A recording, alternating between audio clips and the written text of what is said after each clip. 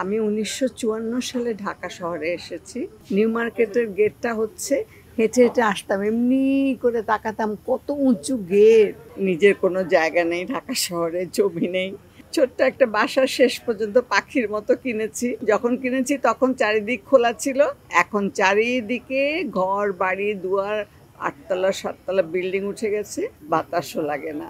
আজকের যে কাজটি করছি এটাও মেয়েদের সব মেয়েদের শুধু না, সবার কথাই বলি, একটা স্বপ্ন থাকে যে নিজের একটা ঘর হবে, নিজের একটা জায়গা হবে। তেমনি একটা স্বপ্ন নিয়ে আজকের এই কাজটা, যেটা আমার জীবনে আমি খুব ভীষণভাবে উপলব্ধি করি, কারণ আমার নিজের কোনো জায়গা নেই ঢাকা শহরে, জমি নেই। ছোট্ট একটা বাসা শেষ পর্যন্ত পাখির মতো কিনেছি। যখন কিনেছি তখন চারিদিক খোলা ছিল, এখন চারিদিকে ঘর বাড়ি দুয়ার, ৮ তলা ৭ তলা বিল্ডিং উঠে গেছে। আমার বাড়িতে এতটুকু রোদও আসে না, বাতাসও লাগে না। তা আমি যখন শুটিংয়ে এরকম আসি খোলা পরিবেশের মধ্যে, প্রকৃতির মাঝে, তখন নিজেকে আর ধরে রাখতে পারি না, বসে থাকি বাইরে। সবাই বলে ঘরে যান মা, গরম এখানে কষ্ট জানাচ্ছি না, আমাকে একটু বুক ভরে নিঃশ্বাস নিতে দাও। বাসাও হতো না, আমার বাবা আমাকে জায়গা দিয়েছিলেন, সেখানে ধার দেনা করে বাড়ি করে সেটা সেই ধার দেনা শোধ করতে গিয়ে ভাড়া দিয়ে দিয়েছে। ওই ভাড়ার একটা টাকা আমরা কিন্তু আমি খেতে পারিনি। সব মশার বিরুদ্ধে সুরক্ষা দিতে এলো বসুন্ধরা এক্সট্রিম অ্যারোসল, মশার বিরুদ্ধে এক্সট্রিম সুরক্ষা। এর মধ্যেই ওই বাড়িটা দখল করে নিয়ে নিল ভাড়াটিয়া। পরে আর আমার স্বামী সরকারি চাকরি করতেন, উচ্চপদস্থ, তিনি খুবই একজন সৎ কর্মচারী, একনিষ্ঠ।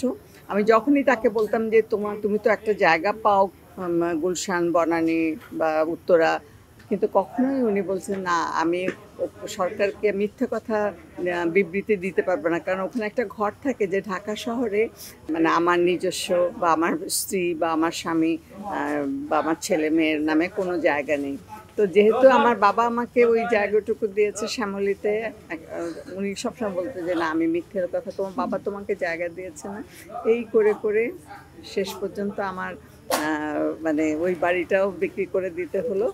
এবং শেষ একটা ছোট্ট একটা মানে পাখির বাসা আমি বলবো, এটার মধ্যে এখন আছি।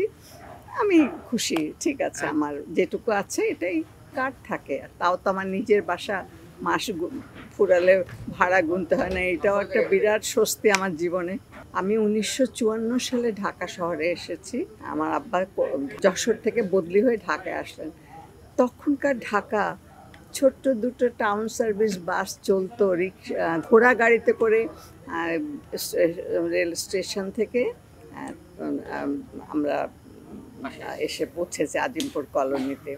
তো সেই ঢাকা আর এখনকার ঢাকা, ধানমন্ডিতে তখন প্রথম নিউ মার্কেটের গেটটা হচ্ছে হেঁটে হেঁটে আসতাম, এমনি করে তাকাতাম, কত উঁচু গেট।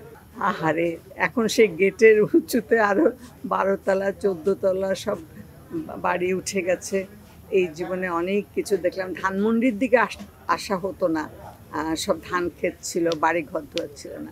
আস্তে আস্তে সেই ধানমন্ডির থেকে আস্তে আস্তে মিরপুরও এখন একটা আলাদা শহর হয়ে গেছে।